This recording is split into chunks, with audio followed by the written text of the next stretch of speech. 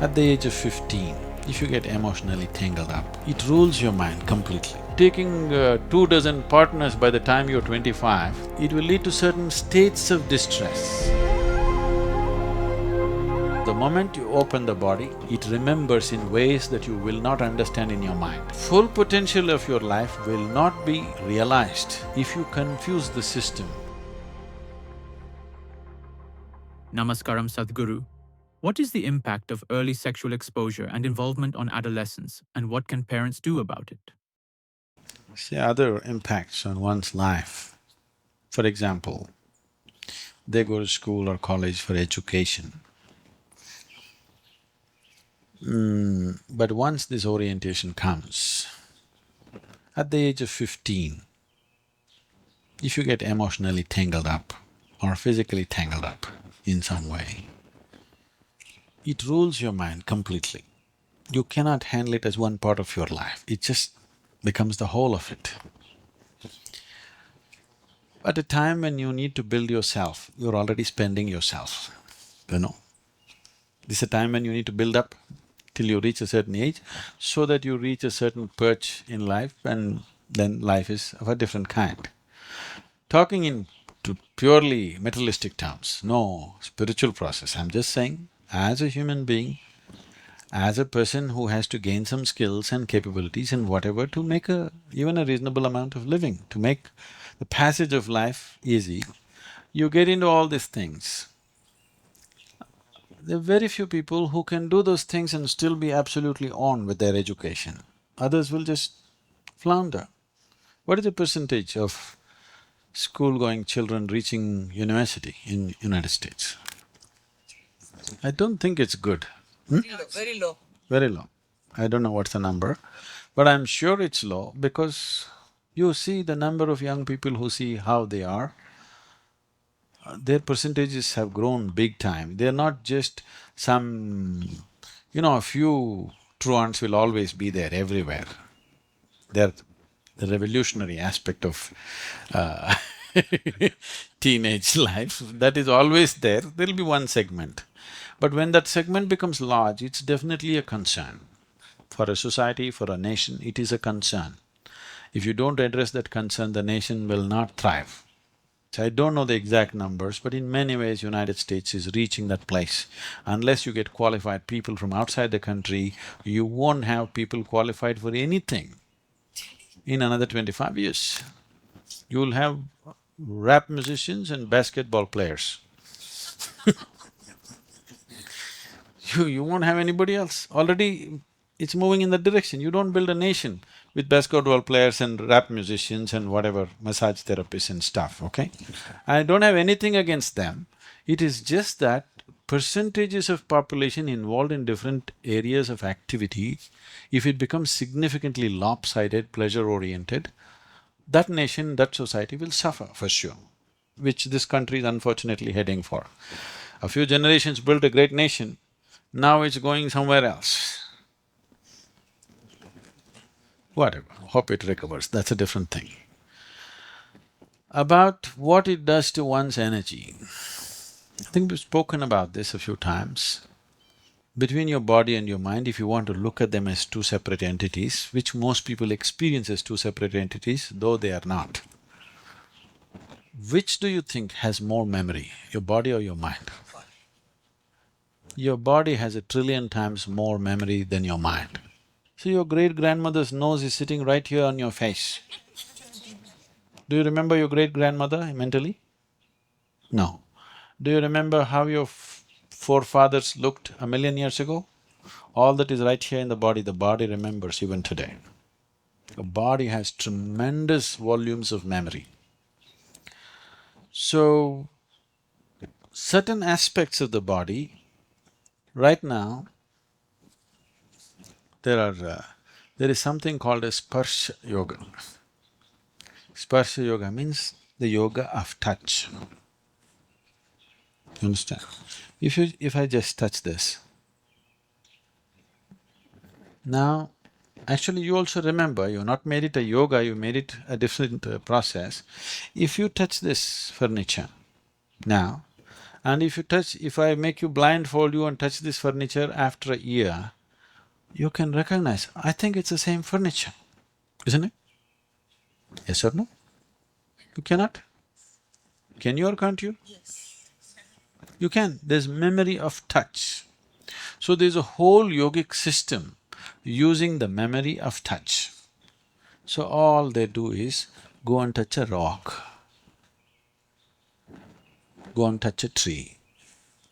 Not loving the tree, please understand, that's an emotional business. Just touching the tree. We are doing something like that in the Bhavaspandanas and other things. We are using the touch in a very powerful manner. Just touching, just being conscious and remembering the feel of the touch and the energy of the touch, does boom, people blow and cry and roll and hopping around all over the hall. You see them, just because they touch. This is Sparsa yoga. There's a whole dimension of yoga like this. So the body has a tremendous capability to remember, especially if it is become open in a certain way. In a way, to put it very simply, sexuality is a way of opening up your body for something else, for another possibility. So when it is open like this, what it remembers is phenomenally more than when you're just walking on the street. So this is the reason in India, where culture is mainly was oriented towards, not now, it's all… we are going as wacky as you are.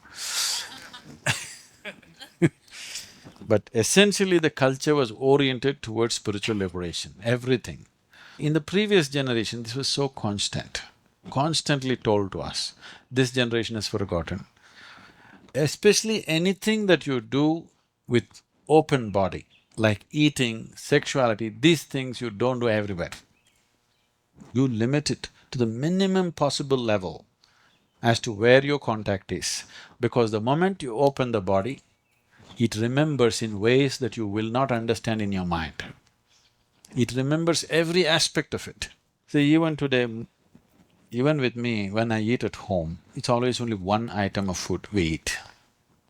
You understand? We don't eat 10 different items, because this has always been taught to us, when you eat what you like, you eat one thing. That one thing has 2, 3 combinations, but that's all one thing. You don't eat this. Today it's all buffet dinners. You go there are 25 things. 25 things, little you put and eat. I want you to just check this. We'll do 25 things, okay? You eat this, meditate that night, meditate next day morning, see how it feels. Tomorrow you just take some simple food, cooked food, don't change it from cooked to raw and all that, same cooked food, just eat one thing. Just see how it feels. There'll be a big difference in the way the system functions. There are digestive facts about it, not just that. The energy aspect of it feels very different. If just eating different foods is having such a big impact on your system, taking 2 dozen partners by the time you're 25, physically opening up your body to that dimension, it impacts you with so much of memory.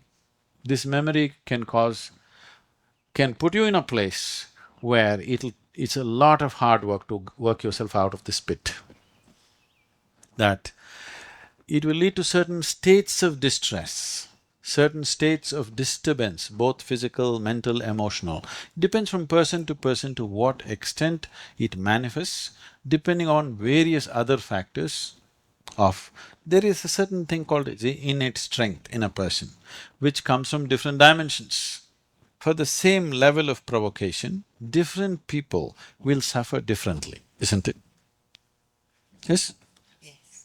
If a mosquito bites, right now if 100 mosquitoes come and bite each one of you will suffer to a different level for the same mosquito bite, isn't it so? This depends on various aspects. If I see how you react to a mosquito bite, I know who your grandparents were, who your forefathers were, how you have lived, how you were born and how you will die. Really, I'm not joking. If we understand how you react to a mosquito bite compared to the person who is sitting next to you right now, because this depends on the karmic memory that you have as to how you react to it. This reaction may not just be your physical reaction, the body itself reacts on different levels. Same mosquito bite, does each individual's body react in different ways? So you just write it off, okay, I'm allergic to mosquito bite. This is just a very superficial way of looking at life. So every aspect of it may be different from person to person. Somebody says, oh, I've gone through all this, I'm living quite well. Possible. On one level, you may be living well, but everybody will not be able to take it to the same extent. And above all, you might have been like that, but now you made yourself like this, you're little better than somebody else and you're happy. That's your problem. A coconut tree or a hardwood tree is supposed to grow that tall. You're little taller than this bush and you think you're great. What to do with you? So, full potential of your life will not be realized if you confuse the system with unnecessary levels of memory. This is the reason, especially when the children they're too open, this is the reason we fix the system like this. Till they're 12 years of age, no teaching actually, traditionally. Today you can't help it, it's compulsory, the government rules by 6 you must start education, otherwise they can come and arrest the parents. In India, now education is compulsory. If you don't send your child to school, by the time he's 5 years and 10 months, you can go to prison because you've not sent your child to school. Okay.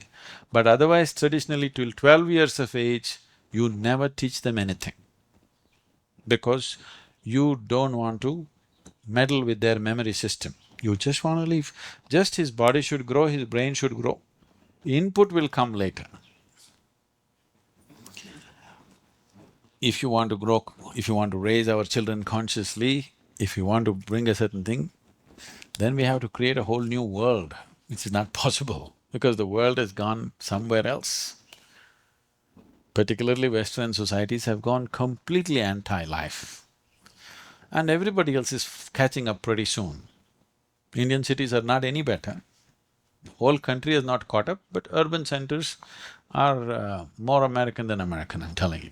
They're even eating from McDonald's.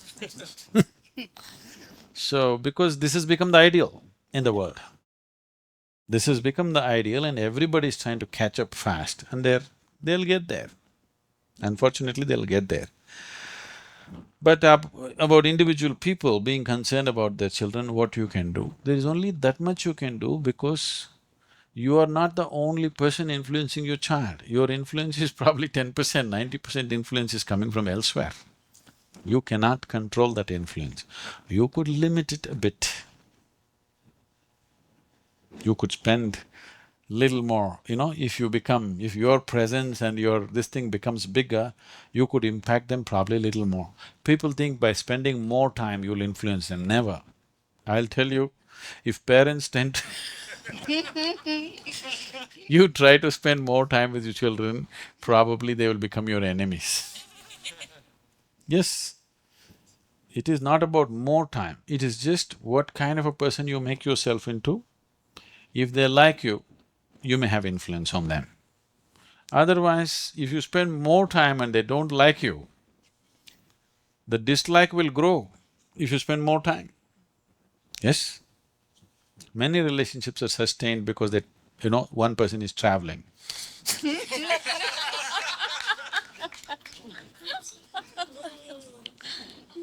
Am I saying bad things?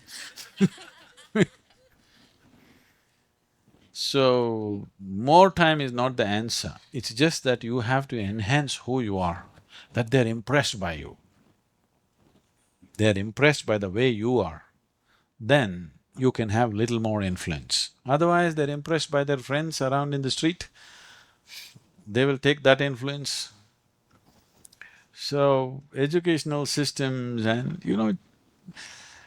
it's not in one place. I was just looking for something. These are little small ads in the internet. I'm looking for a tool, okay? It's just a mechanical tool, something little more than a spanner, okay? But a bikini-clad woman stands like this next to the spanner. I don't know what she's got to do with my damn spanner. She's wearing a bikini, probably by law they don't allow taking off the bikini. Otherwise she'll take off the bikini and stand there, okay? To sell a spanner. What for? Why do you need a naked woman for selling a spanner? In what way does it improve the sales? I don't know. But that's a thing. And it is not just about exposing somebody physically, the whole idea of well-being, it's not today, see, don't think it suddenly happened now.